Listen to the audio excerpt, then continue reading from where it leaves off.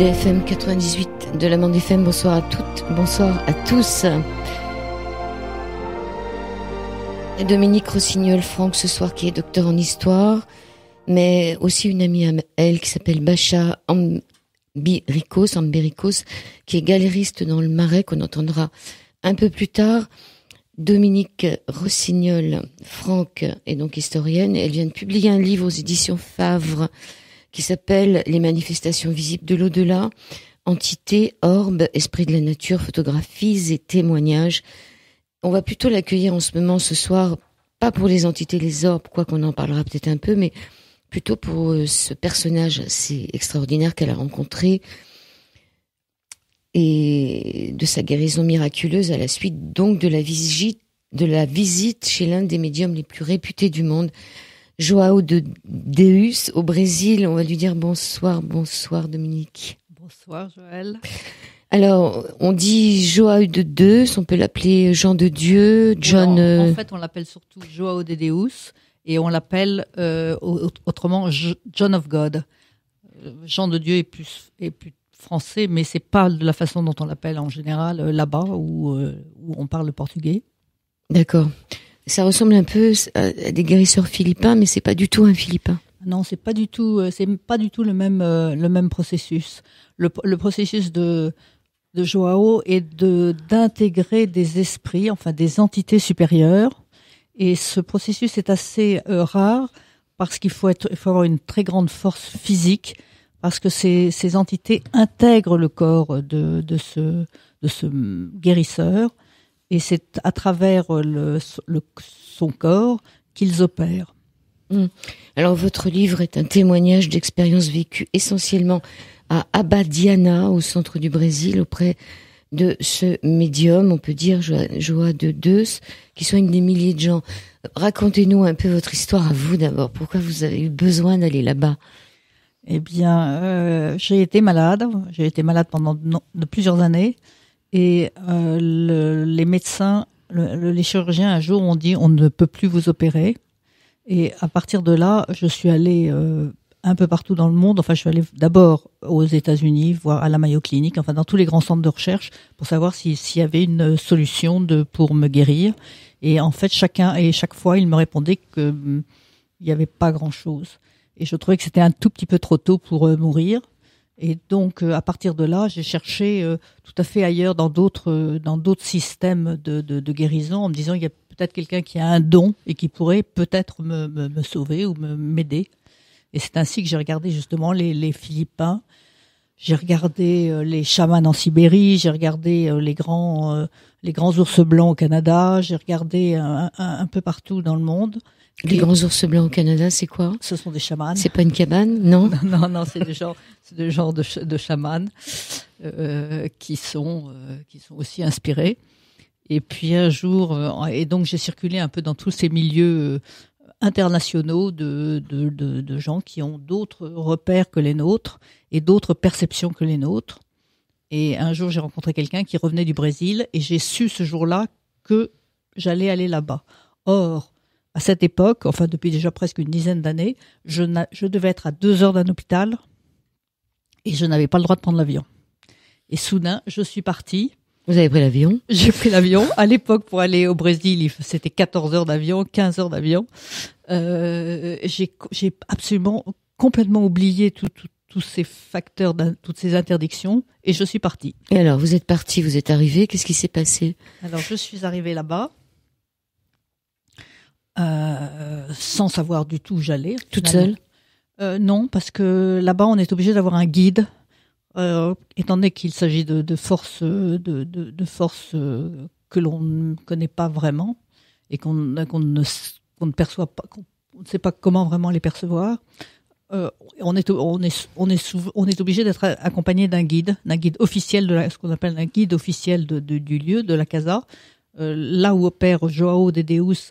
A été fondé par Dom Ignacio de Loyola, c'est-à-dire Saint Ignace de Loyola, et c'est lui qui a dit qu'il fallait créer cet espace. C'est un espace un peu sacré, donc ce guide, il parlait votre langue ? Et ce guide, il parlait à la fois allemand et français, absolument. Et donc on était un groupe, Et je trouve que le système du groupe fait que vous posez des questions entre vous. Il y a une espèce de résonance avec les autres. Et voilà, et à partir de là, j'ai rencontré Joao de Deus. Alors racontez-nous la première fois que vous l'avez vu, quel effet ça vous a fait? Alors d'abord, on est un tout petit peu tremblant, on est un petit peu, on ne sait pas du tout. Joao est là 3 jours par semaine. Et on ne peut le voir qu'une fois par jour. Le reste du temps de ces 3 jours, en général, on médite dans les salles de méditation. C'est constitué, il y a 3 salles. Joao est à la fin de la 2e salle. Et toutes ces salles sont emplies de gens qui méditent. Alors, on attend. Quand on vient pour la première fois, on est primera vez.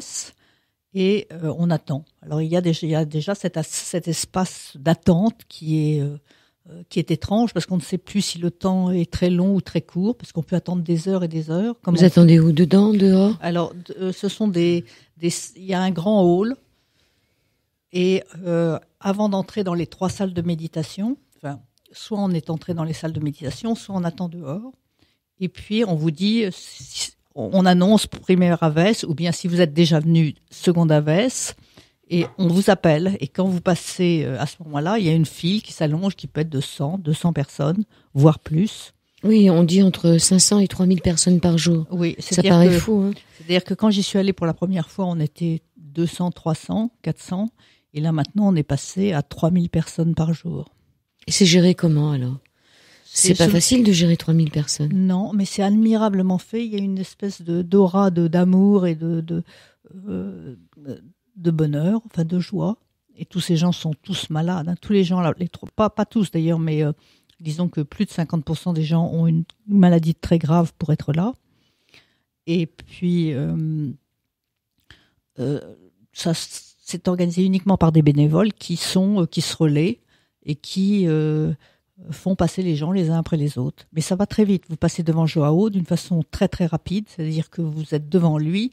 Si vous êtes portugais, parfois il parle avec vous, autrement il vous dit ou circuler ou va travailler. Ça veut dire que il faut que tu comprennes, il y a des raisons pour lesquelles tu es malade et il faut que tu les comprennes. Il faut que tu essayes de t'éveiller déjà à un au-delà, à ce qui se passe ailleurs ou même dans ta tête. Voilà. Alors, est-ce qu'il vous a touché? Non, pas du tout. Jamais? Non, jamais. C'est pas comme ce qu'on voit sur les vidéos YouTube, il vous a pas... C'est-à-dire que les vidéos, c'est-à-dire que vous avez ce qu'on appelle des opérations visibles et des opérations invisibles. Alors, les opérations invisibles, c'est quasiment 99% des opérations, enfin des opérations des guérisons, de la façon dont ils guérissent. Et vous avez, mais peut-être même pas un 10e, même pas un 5e, enfin même pas 3, 4, 5, 6 personnes pour 500 personnes qui se font opérer d'une façon visible. C'est très très rare et c'est davantage pour nous impressionner ou nous faire comprendre que ça existe que le mode de guérison. Ça ressemble très bien, ce qu'on voit sur les vidéos, ça ressemble beaucoup à ce que font les Philippins. Oui, mais ce que fait Joao, c'est d'abord c'est qu'il n'est pas seul. Hein. Oui, il y a beaucoup de gens autour qui prient. Non, alors ça c'est le courant, ce qu'on appelle les courants de toutes ces méditations, mais c'est pas ça, c'est qu'il y a beaucoup d'esprits autour de lui. C'est-à-dire qu'il y a à la fois des entités et des esprits qui sont là pour le soutenir dans son travail de guérison et qui œuvrent en même temps que lui. Alors, vous le voyez une première fois, vous restez combien de temps la première fois où vous êtes allé là-bas? Je suis restée 3 semaines. 3 semaines. Alors, il ne s'est rien passé pendant 3 semaines, strictement rien. À chaque fois que je passais devant lui, il me disait circuler. Circuler, ça veut dire qu'en fait, il faisait avec la main un petit geste comme ça, enfin, de façon de dire circuler. Vous deviez vous dire, mais qu'est-ce que je suis venue faire là? Alors, c'est ça. Alors, le dernier jour, je me dis, ça ne marche pas. Le dernier jour, l'avant-dernier jour, je me dis, ça ne marche pas. Mais ça n'a pas d'importance, j'irai ailleurs. J'étais déterminée à trouver quelqu'un qui me correspondrait. Et puis, je demande à notre guide qui était là, qui s'appelle Julia, et je dis à Julia, qu'est-ce que je fais? Tu vois, tous les jours, je suis passée, j'ai eu aucune réponse. Elle me dit, mais tu sais, si tu demandes un verre d'eau, tu auras un verre d'eau. Si tu demandes l'océan, tu auras l'océan. Alors, vas-y, redemande encore demain matin. Donc, on partait, c'était un vendredi, et on partait le samedi. On prenait l'avion le samedi. J'ai dit, mais tu es sûr? Elle me dit, oui, il faut essayer jusqu'au bout. Alors, qu'est-ce que vous avez demandé? Parce qu'il fallait parler portugais. Alors, ce qui se passe, c'est qu'en général, quand on arrive quand on arrive pour passer devant Joao, donc quand on est dans ce grand hall, il y a ce qu'on appelle des traducteurs. Donc, des traducteurs dans différentes langues, dont le français. Et là, ils traduisent ce que vous voulez demander. Donc, il a traduit devant vous, hein. Il a traduit devant vous, c'est-à-dire qu'il est venu le traducteur avec vous pour parler à Joao. Alors non, il voulait, étant donné qu'il y a tellement de monde, il l'écrit sur un petit bout de papier et vous n'avez pas le droit de faire plus de 3 demandes. Et encore même 2, ça suffit. Et puis quand vous arrivez devant Joao, il prend votre bout de papier et il le redit à Joao. Mais disons que Joao sait déjà qui vous êtes bien avant parce qu'il a déjà scanné un peu votre personnalité et il sait ce qu'il doit répondre ou ce qu'il a à faire. Alors vous lui avez demandé l'océan, il vous a donné l'océan. Et il m'a donné l'océan. Alors l'océan, c'était, j'ai redemandé encore une énième fois pour mon problème de santé. Et j'ai ajouté une autre question. Je vois pas très bien, je porte des lunettes et je me dis pourquoi pas, s'il veut pas me guérir de mon grand problème, peut-être qu'il me guérira des yeux. Alors j'ai demandé pour les yeux. Et à ce moment-là, je suis rentrée dans la file et quand je suis arrivée, non pas dans Joao, mais longtemps derrière dans cette file qui passe devant lui, je me suis penchée sur le côté parce qu'on regarde, on essaie quand même de voir un peu ce qui se passe. Je me suis penchée sur le côté et Joao était penché aussi sur le côté. Alors j'ai regardé derrière moi, je me dis qui peut-il bien regarder derrière, à droite, à gauche. Alors je me repenche de nouveau et il était toujours penché et il me regardait. Alors, et au bout de la 3e fois, j'ai dit c'était moi qui regardais. Entre-temps, il y avait 5, 6, 10 personnes devant moi. Et quand je suis, j'ai commencé un peu à trembler. J'ai vraiment tremblé. J'ai dit mais c'est pas possible ça. Enfin, c'est étrange, c'est étonnant. Et quand je suis arrivée, et il m'a pris les mains. C'était la première fois en 3 semaines qu'il me touchait, en fait. Il m'a pris les mains. Il m'a regardé avec un visage mais tellement empli d'amour. Et à ce moment-là, il a dit opération, ce qu'on appelle les opérations invisibles. Et l'après-midi même, je suis allée me faire opérer dans ces salles, dans une des salles, opération invisible. Alors, on peut savoir quand même ce qui vous a fait. Alors, dans l'opération invisible, vous mettez une main sur le cœur et l'autre à l'endroit où vous devez être opéré. Comme j'avais demandé une opération des yeux essentiellement. Vous n'aviez plus qu'une main, donc vous avez préféré les yeux ou le reste? Justement, j'ai hésité. Je ne savais pas où la mettre. Il fallait que j'aille le mettre sur le ventre ou sur les yeux. Et finalement, comme c'était la nouvelle demande que je demandais, je les ai mis sur les yeux. Et j'ai vraiment senti derrière les orbites, derrière les 2 orbites, pas une seule, mais les 2 orbites, j'ai senti comme un courant électrique qui me grattait l'œil. Et quand je suis sortie, j'étais un peu aveuglée et j'avais du mal à voir. Donc je suis rentrée, je suis sortie de ces salles. En général, on n'a pas le droit de rentrer à pied, mais on rentre tout de suite dans une espèce de taxi pour ne pas, comme une vraie opération, et on s'allonge dans le noir. Donc je me suis allongée dans le noir. J'ai passé la journée là. Et le lendemain matin, quand je me suis levée, d'habitude pour me lever, j'utilise mes 2 bras pour me mettre sur le côté du lit, pour me lever et m'asseoir, parce que je ne pouvais pas avec les problèmes de santé que j'avais. Donc c'était tout un effort. Et là, je me suis levée, mais hop. Comme à l'ancienne. Comme à l'ancienne. J'ai sauté hors de mon lit. Et puis j'ai regardé le lit, je dis mais c'est pas possible. Qu'est-ce qui s'est passé? Et les yeux? Et j'étais guérie. Et les yeux, j'ai pas du tout vu mieux. Alors là, absolument pas du tout mieux. Et quand je suis revenue, d'ailleurs, ma mère m'a dit mais tu as perdu ton regard. Je dis ah bon. Zut alors. Voilà. Mais j'étais guérie physiquement. Alors donc dans cette chambre de l'invisible, il vous a touché ou pas là? Non, pas du tout. Il était présent. Il n'était pas là. Non, il n'est pas présent. Et il y avait plusieurs personnes dans la pièce qui chacun était avec sa demande. On était peut-être une quarantaine ou une cinquantaine. Chacun avec sa demande. Chacun avec sa demande. Et donc, si j'ai bien compris aussi, tout autour, il y a des gens qui prient, qui sont en méditation. Oui, alors ils prient si vous voulez, mais l'essentiel c'est de la méditation. C'est-à-dire qu'on médite pendant 1 heure, 2 heures, 3 heures, 4 heures, 5 heures. Vous avez fait ça, vous? Oui, bien sûr, j'ai fait ça tous les jours. Ouais. Tous les jours où je n'étais pas devant Joao, j'ai médité. D'accord, donc c'était en silence? Alors c'est en silence, sauf qu'il y a une musique de fond. Ils mettent des DVD, enfin pas des DVD, des CD. Enfin, ils mettent de la musique, une musique pas d'ambiance, vraiment, c'est pas le terme, mais avec des chants qui a une fonction d'apaiser les angoisses des gens d'une certaine manière. Juste avant d'entendre votre ami, juste avant de l'entendre, Bachar Mbirikos, on va écouter la voix de Joao de Dieu. Moi, je l'appelle Jean de Dieu. Joao de Deus. On va écouter sa voix. Donc là, je crois qu'il est en transe. Hein. D'accord. Estamos todos reunidos,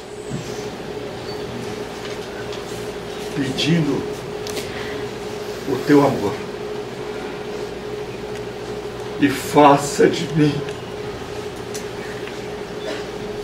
a tua vontade. Hei de pregar, passe o que passar. Hei de pregar suas palavras em toda parte. Em nome do teu Filho, entrego o meu corpo, a minha alma a Deus.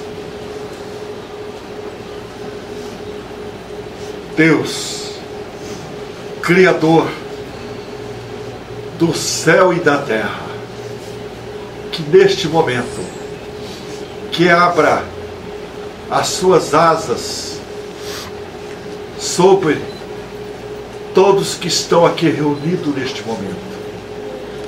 E peço que faça de mim o que quiser.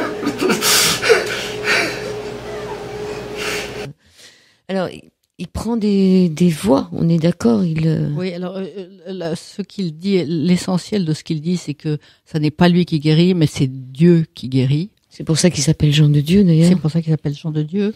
Et c'est quelqu'un qui a souffert de la faim quand il était jeune et qui a été très sensible à la souffrance des autres.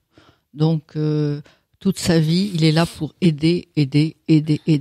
Et c'est même étrange, c'est très étonnant ce lieu, parce que l'objectif de tous ceux qui sont présents, c'est de s'entraider, de pouvoir soulager toutes ces misères, toutes ces souffrances physiques qu'ont ces gens, et ce peu d'espoir qu'ils ont, en fait, souvent en général. Et Joao est très touché, très présent dans cette souffrance. On va écouter Bachar Mbirikos, qui est donc, on le rappelle, galériste dans le Marais, qui est une amie à vous. Racontez-nous, bonsoir Bachar, bonsoir. Bonsoir. Alors racontez-nous, pendant plusieurs années, Dominique a essayé de vous entraîner dans son histoire. Allez-y. Je connais Dominique depuis très longtemps, j'ai vu combien elle a souffert, j'ai l'accompagnée 1 ou 2 fois chez son chirurgien, et la situation vraiment semblait perdue. Et donc, après l'opération, elle m'appelle et elle me dit qu'il y a sorte de guérison absolument miraculeuse, c'est-à-dire 2% comme disent les médecins, des guérisons spontanées, et que aucun des médecins n'a compris pourquoi et comment ça a pu se passer. Donc, elle attribue ça à son voyage et elle revient donc à Badania tous les ans. Et elle me propose de l'accompagner. Et moi, j'avais vraiment d'autres projets de vacances que fin fond du Brésil, où il n'y a pas la plage, dans les Goiás, où il fait une chaleur de bête et poussière partout, etc. Donc, je trouvais ça pas très séduisant. Au bout de quelques années, j'observais donc Dominique d'aller de mieux en mieux, et toujours elle était accompagnée par sa fille, qui était en toute forme magnifique, jeune femme, énergique, etc. Et je demandais, Tatiana, pourquoi tu accompagnes ta mère? Elle est plus malade, c'est bon. Elle dit, écoute, c'est un endroit où je me sens la plus heureuse au monde. Je dis, waouh. Et donc, au bout de 3 ans, je les accompagne. Et là, c'était vraiment, je suis venue un peu comme quelqu'un de très sceptique. Un touriste. touriste. Oui. Vous étiez Et pas malade, vous. J'avais rien de spécial à demander. Je sortais d'une rupture affective. Je me dis bon, d'accord. Et je regardais tout ça. Il y a tout un procédé de choses. J'aimais bien la musique. Jamais je ne peux méditer toute seule. Je pouvais pas méditer plus que 15 minutes. Et là, il m'est arrivé de méditer 4h30 sur un banc en bois sans sentir l'inconfort du tout. Et donc, je trouvais tout ça très intéressant. Ce qui est aussi ce qui m'a frappé, que personne ne vous demande de payer quoi que ce soit. Que c'est complètement gratuit et ouvert à tout le monde. C'est gratuit, ça veut dire que... C'est-à-dire, vous payez pas. Et la Il y nourriture, a tout ça. Alors, il y a des boîtes qui sont posées. Si vous voulez mettre de l'argent, vous pouvez.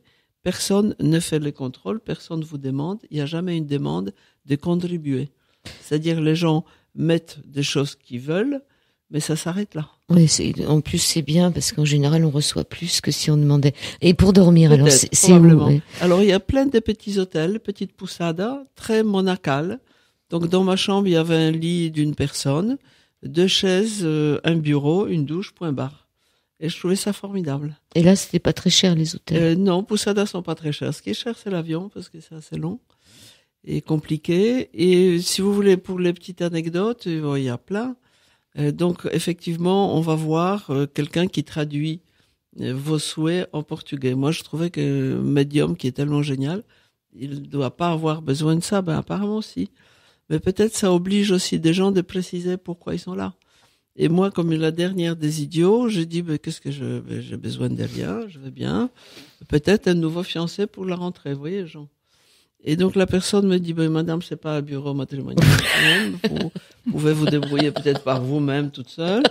Et j'ai dit, écoutez, mettez quand même. On sait jamais. On sait jamais. Et alors, donc, je fais tous les processus. Donc, j'y vais, je médite, j'entends, je fais les fils, etc., etc.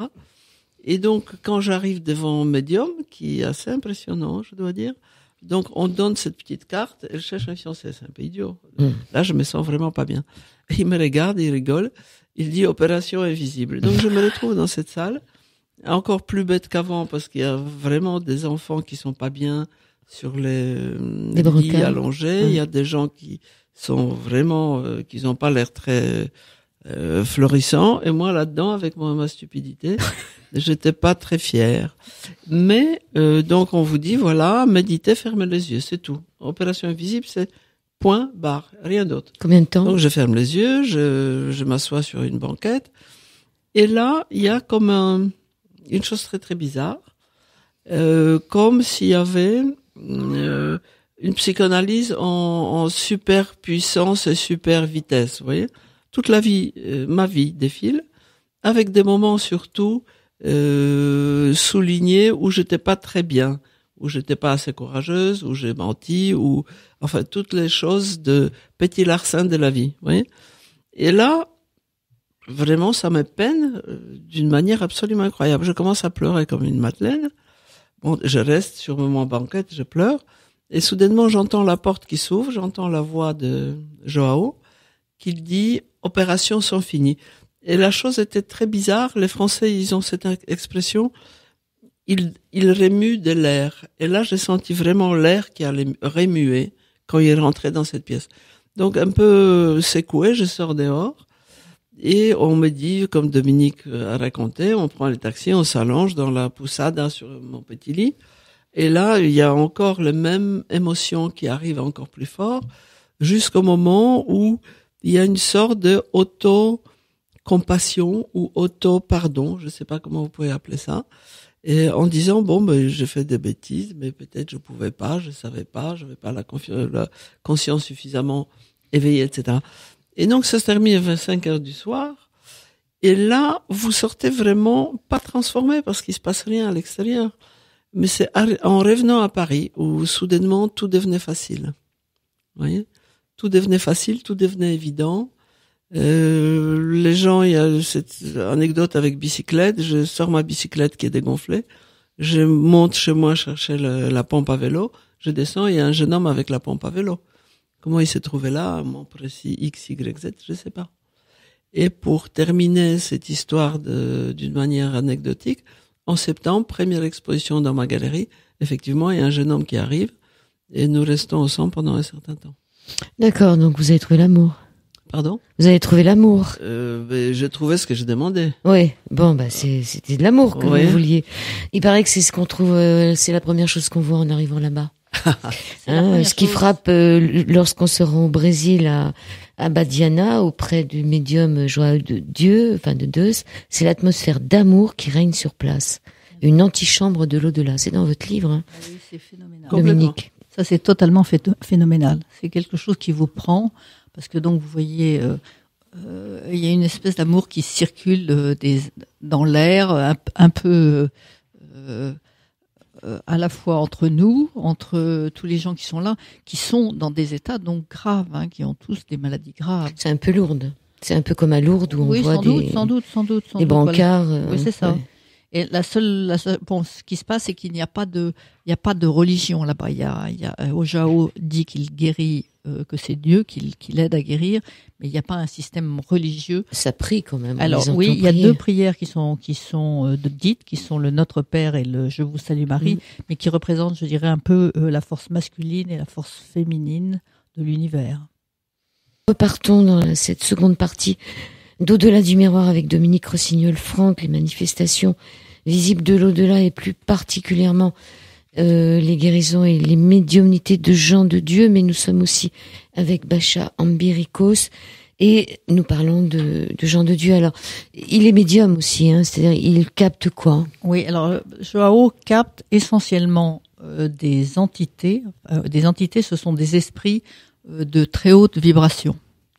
Et il a capté pendant très longtemps, il a capté Don Ignacio, enfin Saint Ignace de Loyola, et maintenant Don Ignacio, sa vibration est de plus en plus élevée, et lorsque Joao l'intègre, il saigne du nez, il saigne un peu de la bouche, la vibration est beaucoup trop forte pour lui, parce que Don Ignacio, en fait, a accompli une grande partie de sa mission, de son travail. Alors il faut se souvenir que Don Ignacio a d'abord été un aristocrate espagnol qui a fait la guerre, enfin a utilisé l'épée, donc l'arme, et donc il a soudain réalisé, il a été blessé, ça a été très difficile, il a eu une blessure qui était difficile à guérir, et il a réalisé à ce moment-là que qu'il n'avait pas mené la vie qu'il fallait, et en fait, il a continué après son décès, après sa mort, à aider les autres et à participer, si vous voulez, à un éveil spirituel des gens qui l'approchaient. Donc il a intégré Joao, et en intégrant Joao, ça a permis à Joao d'avoir des pouvoirs beaucoup plus forts que ce qu'il a humain, et donc de guérir des gens. Alors il a demandé à Joao de créer un centre. Donc c'est le fameux centre de Abadiania, à côté de Brasilia, qui est à une heure et demie de Brasilia, et qui était une toute petite, qui était juste une maison où était assis Joao. Et puis avec les années, il y a eu un magasin, une librairie avec des livres, des vidéos, des souvenirs. Il y a eu il distribue la soupe. Joao, ayant souffert de la faim, souhaite que les gens qui viennent, même s'ils n'ont pas d'argent, puissent se nourrir au moins, et une soupe au moins par jour. Donc les 3 jours où il est là, il y a de la soupe. Et il a créé aussi récemment, de l'autre côté du village, ce qu'on appelle la Casa de la Sopa, qui est pour tous les gens du village qui peuvent venir prendre une soupe, qui est une soupe très riche, avec beaucoup de légumes, qui permet à chacun d'être nourri chaque jour. Ignace de Loyola, 1491, mort en 1556 à Rome. C'est un peu bizarre de savoir pourquoi il s'adresse à Jean de Dieu dans une autre contrée. Est-ce qu'il a été un missionnaire qui s'est promené en Amérique du Sud? Vous ne savez pas? Non, ça je sais pas. Je connais pas. Ce que je sais, c'est que Ignacio a trouvé en la personnalité de Joao quelqu'un de suffisamment costaud et de suffisamment disponible et ouvert à ce type de je sais pas quoi, d'incorporation pour pouvoir et continuer à aider, continuer sa mission. Bon, Don Ignacio a quand même créé les jésuites. Enfin, il a eu tout un périple sur Terre qui était déjà extrêmement riche et extrêmement bénéfique, je veux dire, pour l'ensemble des gens. Voilà. Et le lieu par lui-même, Abadiânia, c'est un lieu sacré? Alors c'est un lieu, oui, parce qu'au Brésil, ce sont des terres, surtout là où il est, ce sont des terres de mines de cristaux. Il y a des cristaux sont très riches. C'est là où les grands fleuves du Brésil prennent leur source. Et ce sont des lieux dans lesquels il n'y a eu ni guerre, ni développement économique. Ce sont des lieux purs et ce sont des lieux qui étaient habités par des Indiens. Donc il y a à côté de la casa où se trouve Don Ignacio, enfin Joao. Et cette casa, on l'appelle la casa de Don Ignacio, il y a une cascade sacrée.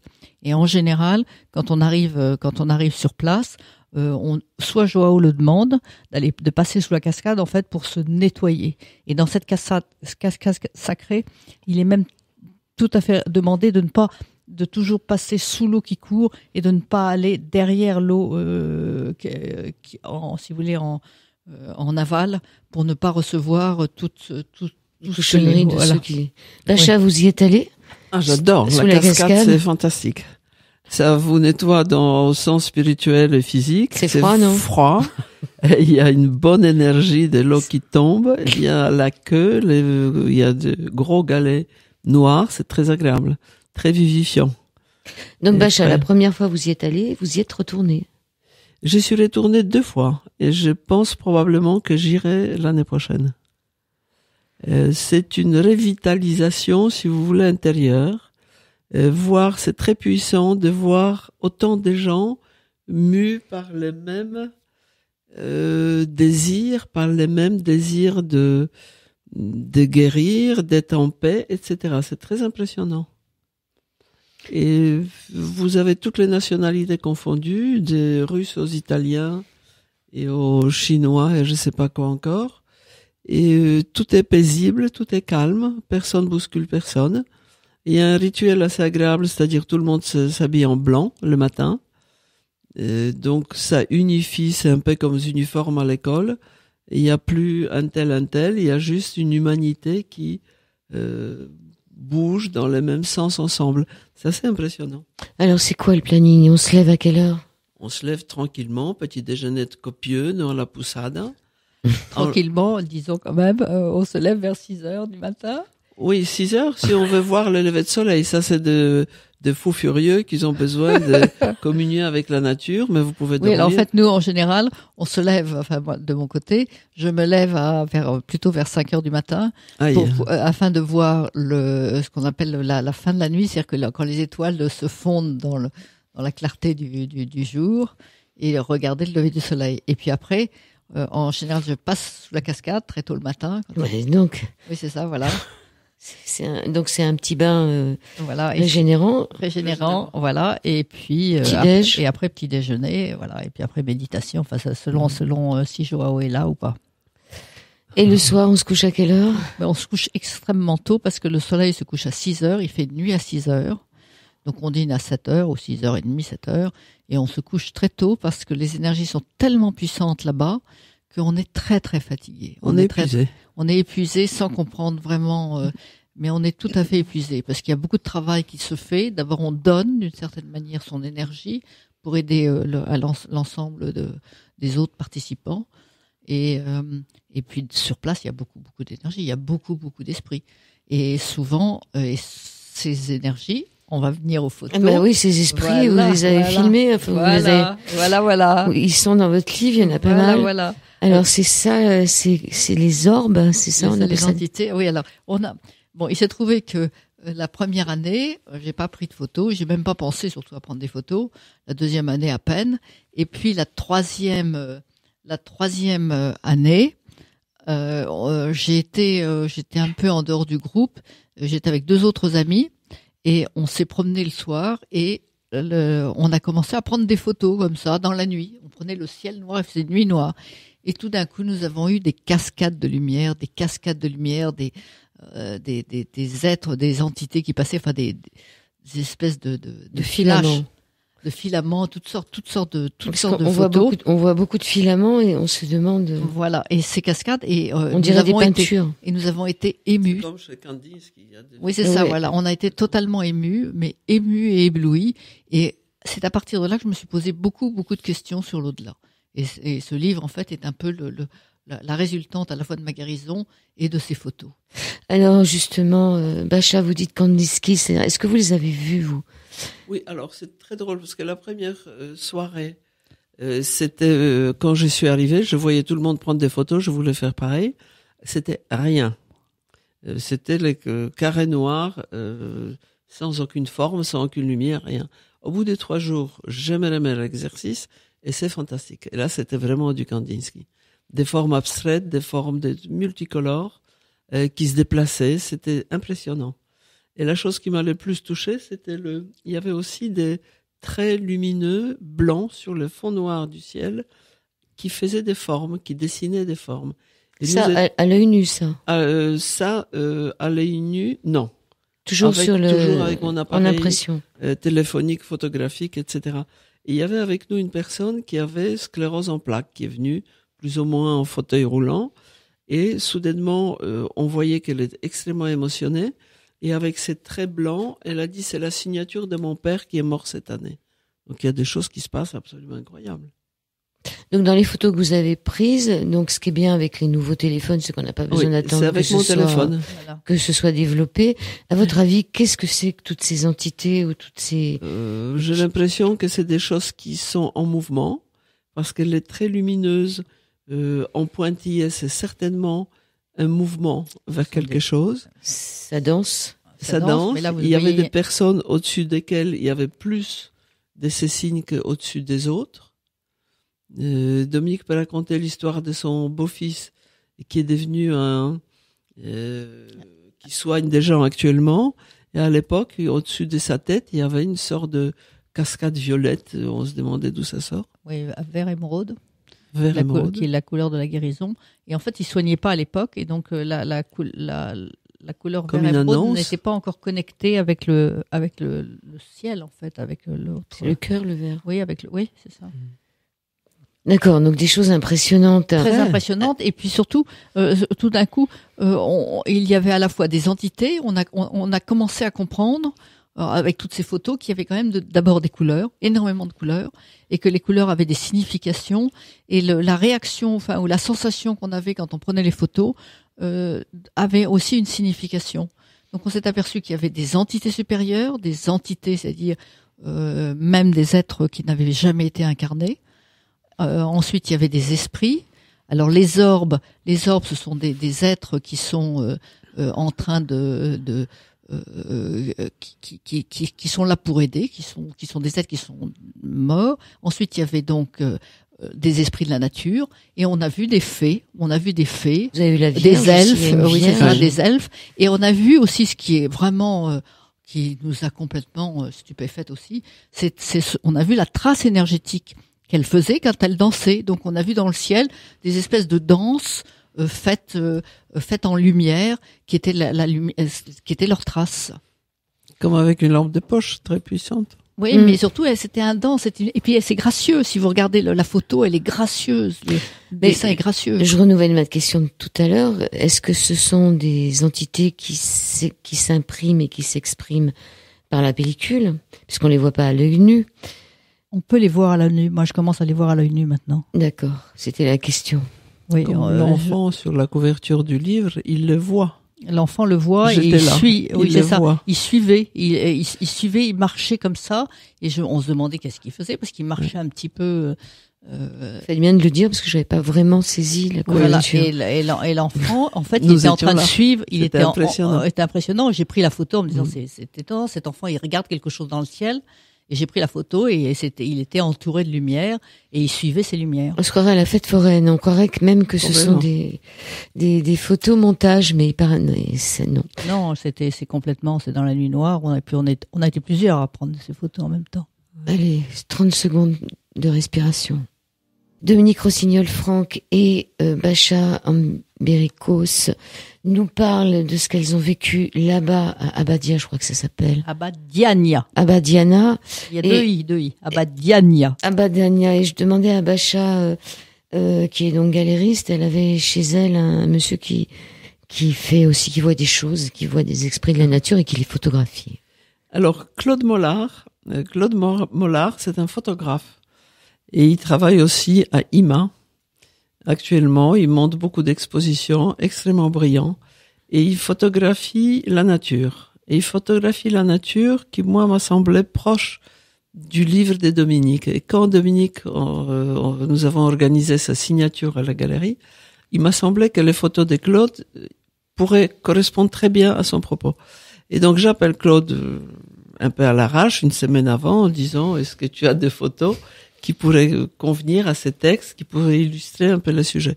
Il m'a dit sans problème. Alors, il arrive, il apporte 7 photos, nous les développons, et c'est absolument parfait. C'est-à-dire, il y a 3 photos aquatiques, il y a un chapitre où Dominique parle beaucoup des êtres, des natures qui vivent dans les milieux aquatiques, et il y a 4 photos avec les végétaux, avec la nature, etc.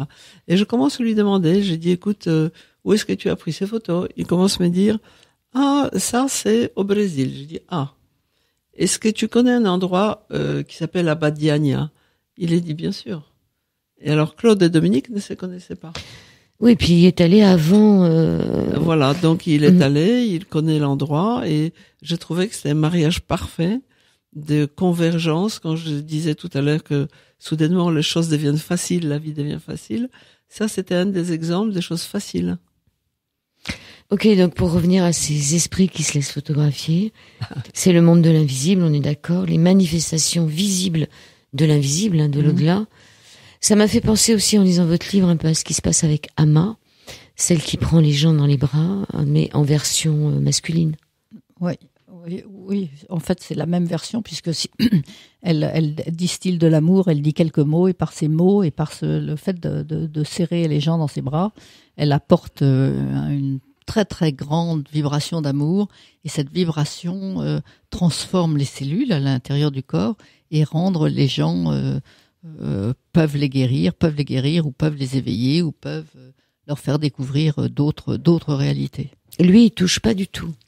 Non, il touche pas, sauf dans les opérations visibles qui sont de. Mais il touche avec un instrument. Enfin, si, il a touché. On voit qu'il touche un peu le ventre d'une femme. Ouais. Et encore, c'est pas sûr. Et il touche quand il est incorporé, ce qui est très très rare. C'est donc c'est un médium. Enfin, c'est un guérisseur qui incorpore totalement un esprit.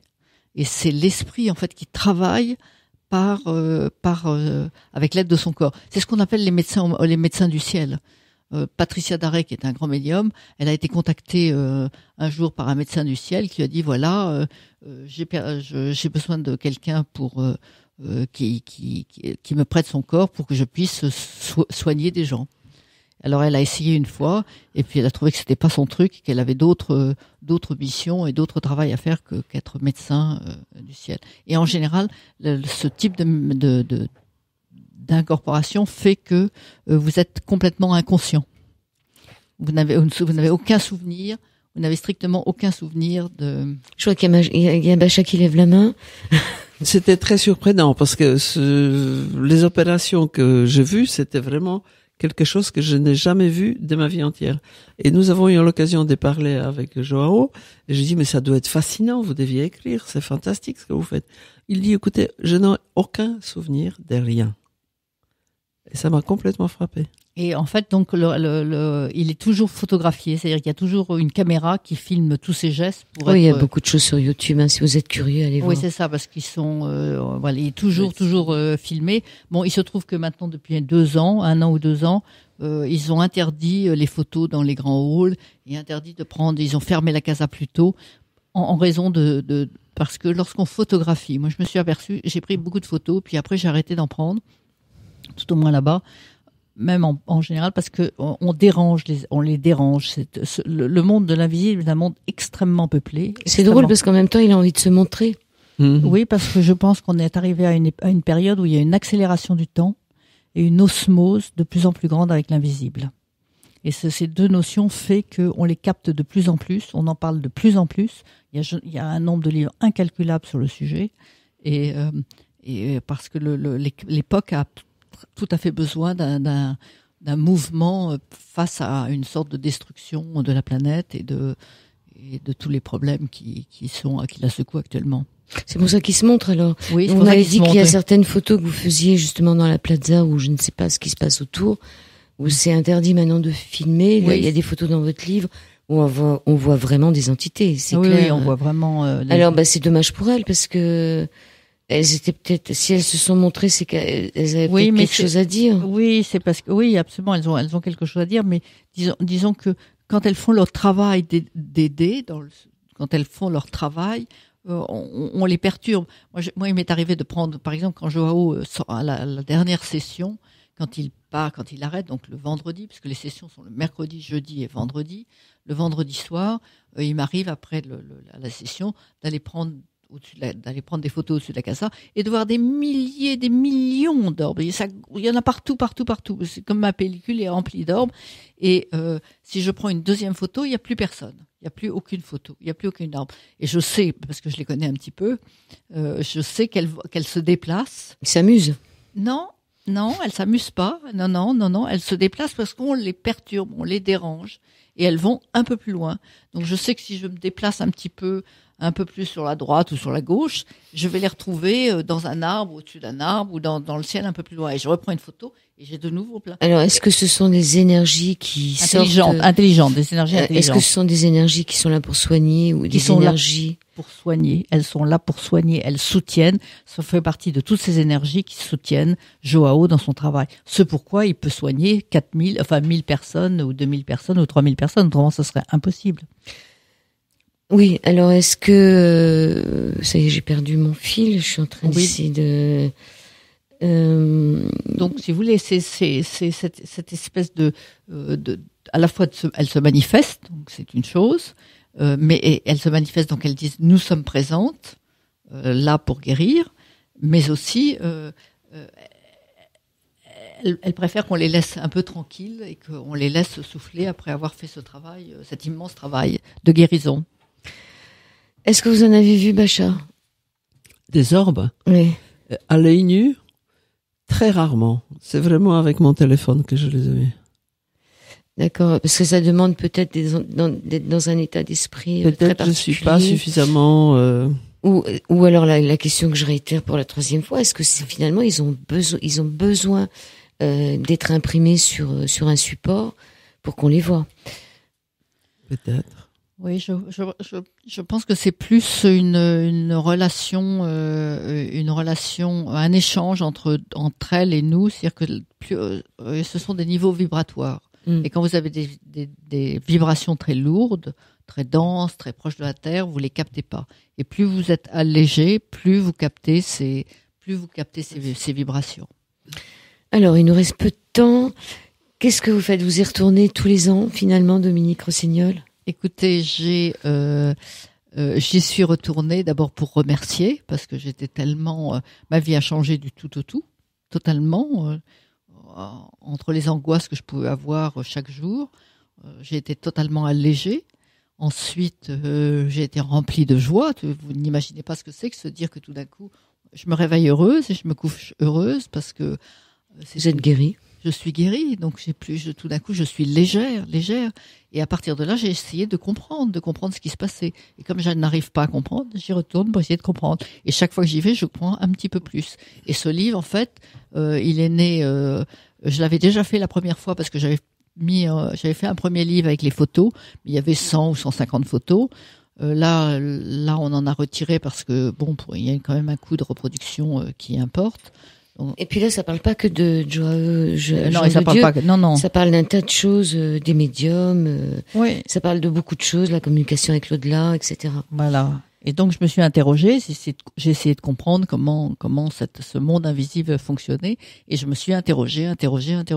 Et ce livre, finalement, je l'ai écrit en 6 mois, et je me suis surtout posé la question, pourquoi est-ce que la science ne découvre pas ou ne comprend pas? Et en faisant des recherches et en rencontrant des scientifiques, me suis aperçu que ils étaient en train d'approcher ce monde invisible avec même des paramètres scientifiques, alors qu'il n'est pas captable en général par les 5 sens. Il est captable par d'autres énergies et par d'autres biais. Bacha Ambirikos, est-ce que vous nous avez dit tout à l'heure que vous y retourneriez parce que c'est un peu le paradis, c'est là l'endroit peut-être sur Terre où on se sent le mieux, mais est-ce que vous avez été témoin de guérison? Est-ce que vous avez vu des gens? Très nettement, d'une manière évidente. D'une manière aussi évidente que c'est très difficile même accepter cet état de choses. Je me rappelle sur l'estrade, il y avait Joao qui est arrivé, il a intégré, je sais pas, l'âme, être de quelqu'un d'autre, Saint Ignace ou quelqu'un d'autre. Il y avait un jeune homme, il avait porté un drôle de chapeau et il avait 2 béquilles. Et alors, il fixe son regard sur ce jeune homme, il l'appelle sur l'estrade, il lui touche l'épaule. Il dit, comme dans la Bible, marche. Et le jeune homme lâche les béquilles qui font boum par terre, et ses jambes sont faibles, donc il y a 2 assistantes qui essayent de l'aider, et il marche.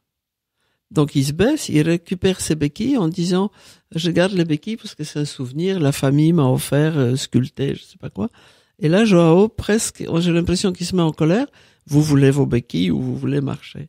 Donc le gars, il lâche ses béquilles complètement, et il part sur ses 2 jambes. Oui, c'est Joao qui voulait les béquilles. On sait jamais. Peut-être qu'il voulait les garder pour sa collection, j'en sais rien. Mais comme à Lourdes où il y en a plein dans la. Il y a une sorte de hangar. Ça aussi, j'y vais parce que j'adore. C'est à la manière des musées en Angleterre. Il y a plein de chaises roulantes. Il y a plein de comme à béquilles. Lourdes, comme à Lourdes.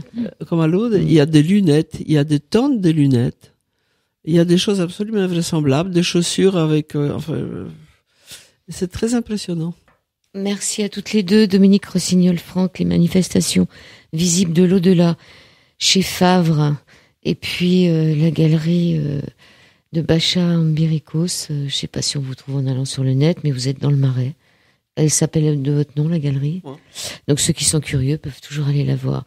Et puis elle a peut-être, je sais pas si elle a eu vous avez eu votre amour là. Ben, évidemment. Bon, évidemment. Donc voilà, c'est une bonne chose, on a tout ce qu'on veut.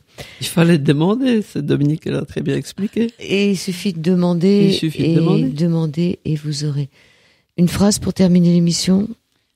Oui, soudain, on découvre, on est rempli d'amour et on découvre la synchronicité, on découvre ce monde de l'au-delà. Et vous? Confiance. Et amour. Et amour. Merci à toutes les deux. Merci beaucoup.